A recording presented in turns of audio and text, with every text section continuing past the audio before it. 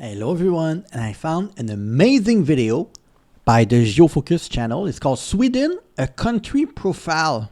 It's from 3 years ago, so they're gonna tell us about everything about Sweden basically. And I'm sure that something we're not gonna know, something we're gonna know, and it's gonna be quite interesting. Yes. Let's get started. Okay, let's go. It has more islands than any other country.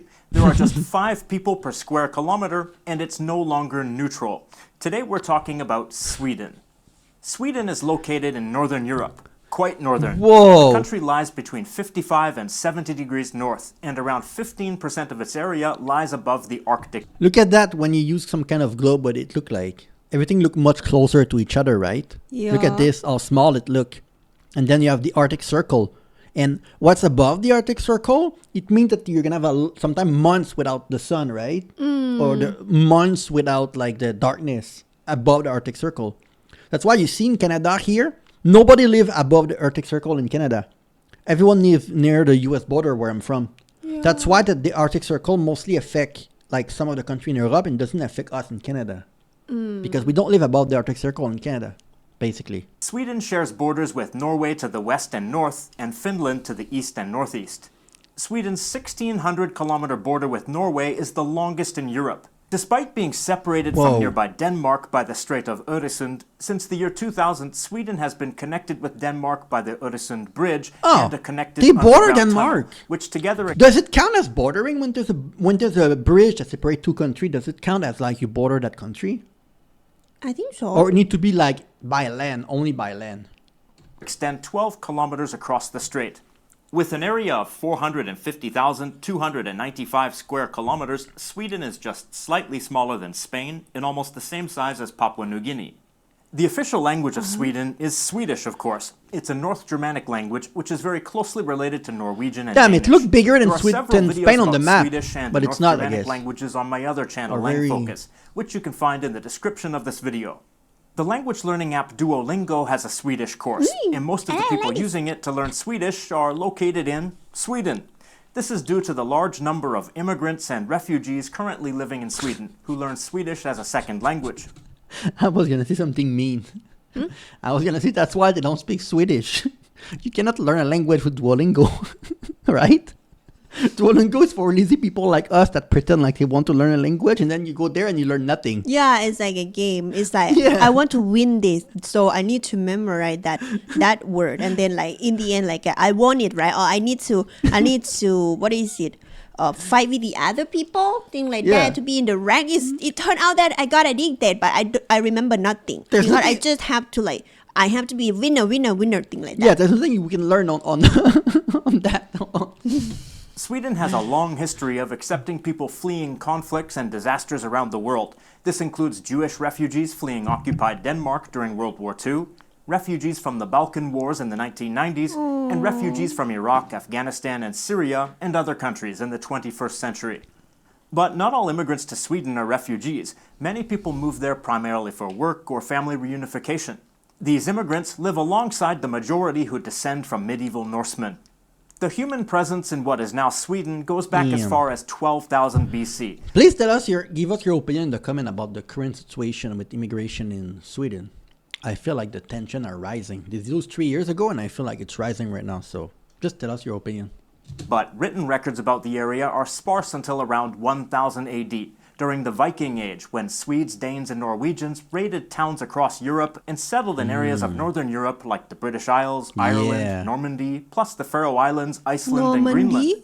Sweden was made up of small kingdoms and chiefdoms belonging to different tribal groups like the Swedes and Geats. But Sweden grew into a unified kingdom, specifically under the rule of King Olof Konung, and adopted Christianity over the course of the 11th and 12th centuries. The Åland Islands and the coast of Finland were already settled by Swedes, but in the mid-13th Oh century, wow, that part was already part of Sweden. Long time ago. Yeah. Finland was gradually conquered by Sweden and remained under its control for more than 5.5 centuries. Sweden and Wow. Norway formed a union in 1319. Then in the late 14th century, Sweden and Norway were unified with Denmark as part of the Kalmar Union. Greenland was owned by Norway. Now it's owned by Denmark, but Trump wanted. I hope that Europe is gonna stand up to Trump about Greenland. But honestly, I don't have a lot of faith into Europe to stand up to Trump. I think if Trump go and take Greenland from Denmark, I think the other Scandinavian country and the other European country will not do anything about it. They will just talk a lot, the prime minister, but they're not going to do anything. That's sad. Yeah. Denmark was the strongest of the kingdoms and gradually expanded its control over the others. Many in Sweden grew opposed to the Kalmar Union, and in 1523, Gustav Vasa, whose father had been killed by the Danish, became king of Sweden and permanently removed it from the union and the domination of Denmark. During the 17th Is and the 18th boat centuries, in his Sweden name? grew into a The great Vasa, the big military boat? power and an empire Sound as it right? acquired territories through war, in addition to Finland, which it already controlled. These territories included parts of Germany and Poland, Estonia, Latvia, Lithuania, and parts of Russia. At certain Gotland existed and Åland existed. I think it's an island that is owned by Finland that only Swedish people live there, called Åland. points in time, Is it it also this? included overseas territories in Africa, the Caribbean, and the present-day USA.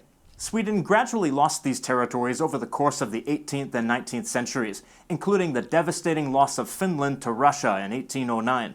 Sweden took part in one last war in 1813 to 1814, which forced Denmark to give Norway to Sweden, and the two countries remained in a personal union until 1905.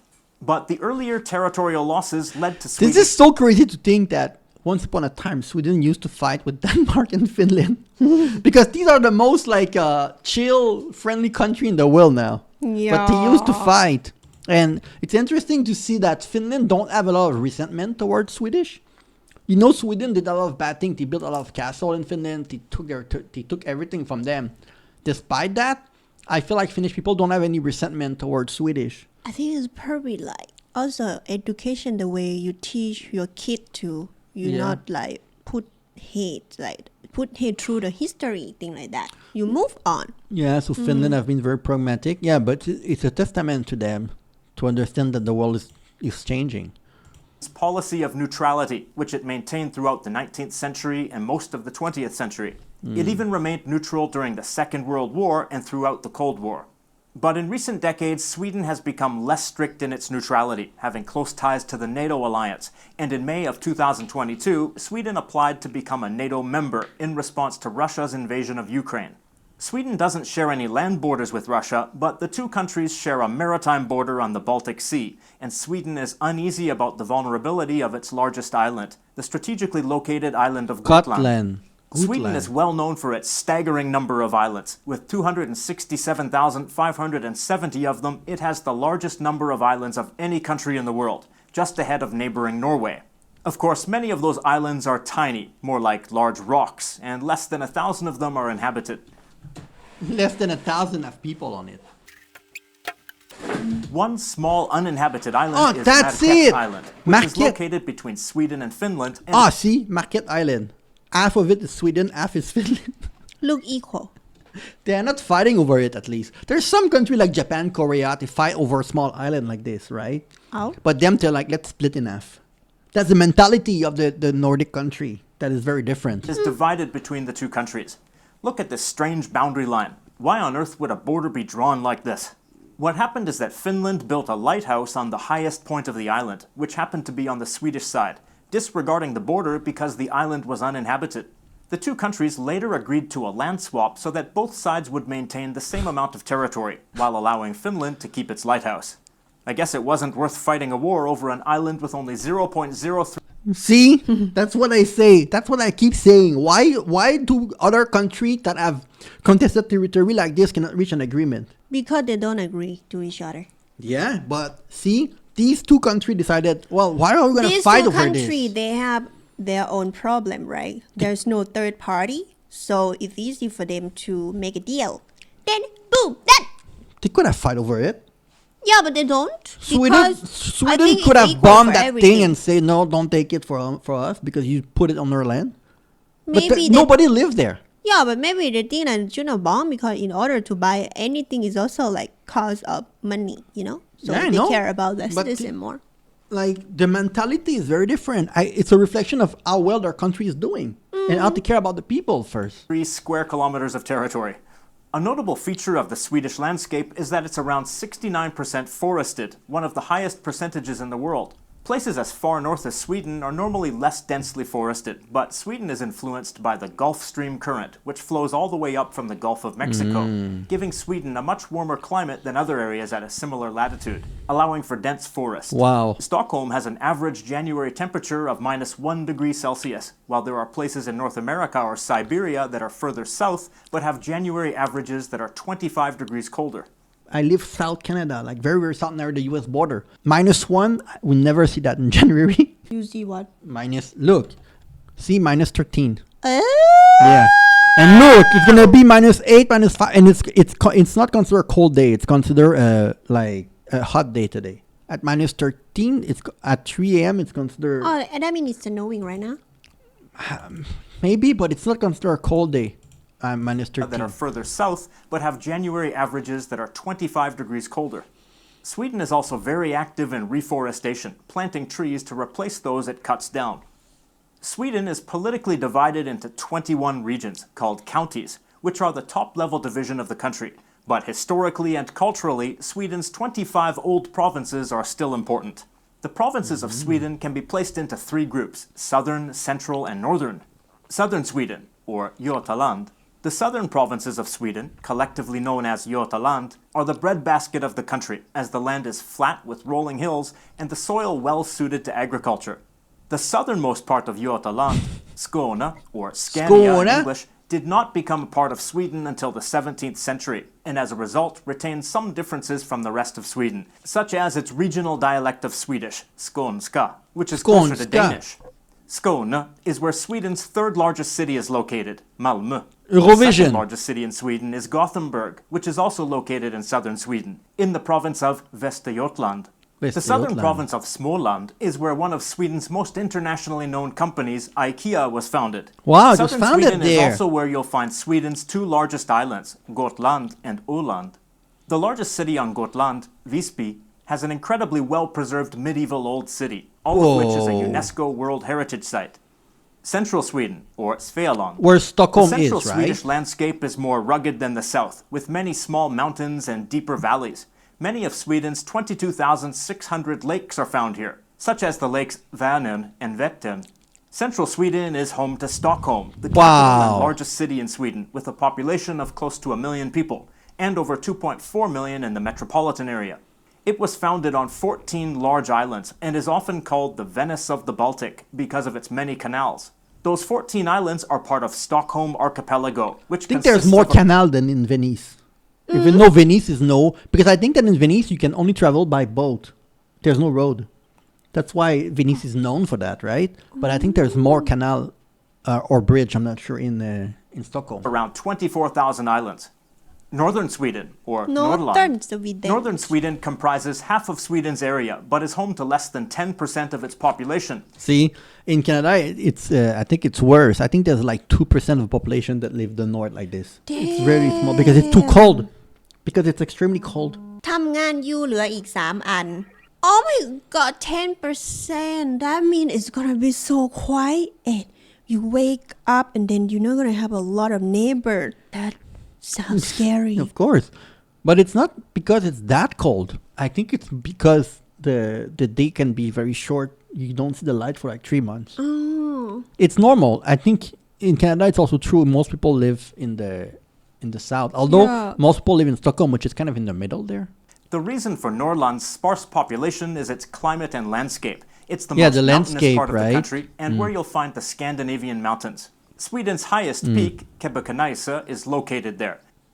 Being further away from the moderating effects of the sea, Norrland is by far the coldest part of Sweden. Temperatures below -20 are common here during the winter. But those willing to brave the cold weather are rewarded. Is Kiruna the city where they moved the capital? No, not The house, the people. Yeah, they moved the people, right? They have to move Is that the city? I don't remember if it was Kiruna or another one. They had to move the house. Stunning natural phenomenon. And even the church. One of the best places to see the northern lights. And in early summer, there's the midnight sun. Because of the oil? 24 hours of sunlight. Yeah. Above the Arctic Circle, this lasts for weeks at a time. Then in the winter, there's the polar night. Days when the sun never rises above the horizon. This lasts for as long as 28 days in Sweden's most northern towns. Popular places to enjoy the beauty of Norrland are the Aurora Sky Station in Abisko, with its spectacular panoramas, the Kungsleden, a 450-kilometer hiking trail that cuts through the Scandinavian mountains, and Laponia, a natural area which was made a UNESCO World Heritage Site in 1996 for its outstanding state of preservation. The population of northern Sweden is concentrated along the coast in cities like Luleå and Umeå. The north is also home to the Sami people, a distinct ethno-linguistic group that spans the Arctic areas of Norway, Sweden, Finland, and northwestern Russia.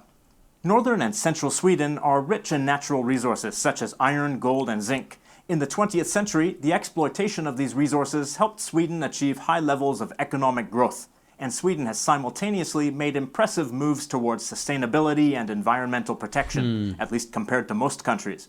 But even Sweden's move towards a green economy has sparked controversy, as many green industries are being developed in northern Sweden, where they can disrupt the traditional Sami lands and way of life. Sweden is a constitutional monarchy, with a monarch who is head of state and a prime minister who is head of government, and who must keep the confidence of the parliament, or riksdag, to stay in office.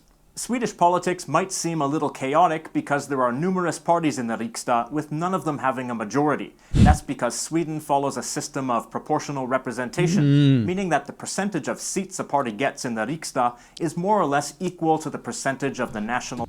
It's similar to Thailand. Like if you get 10% of the vote, you have 10% of the people that's going to be like representing you. I don't know!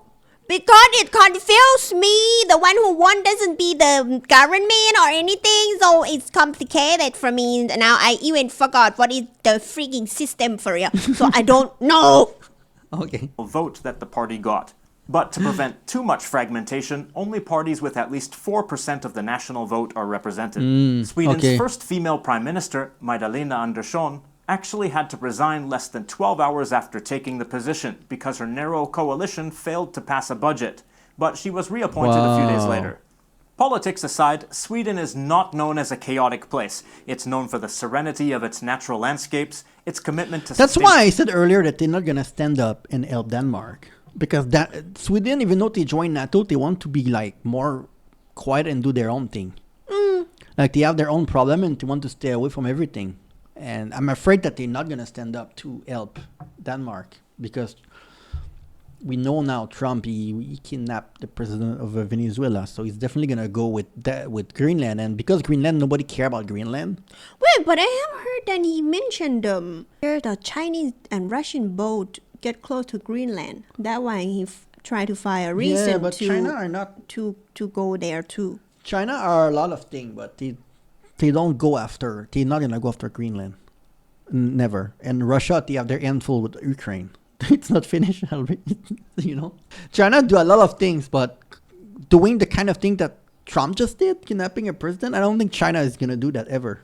That's very different from ability, its support for human rights, and openness to those fleeing violence and persecution. If you're from Sweden, what's something else you want people to know about your country?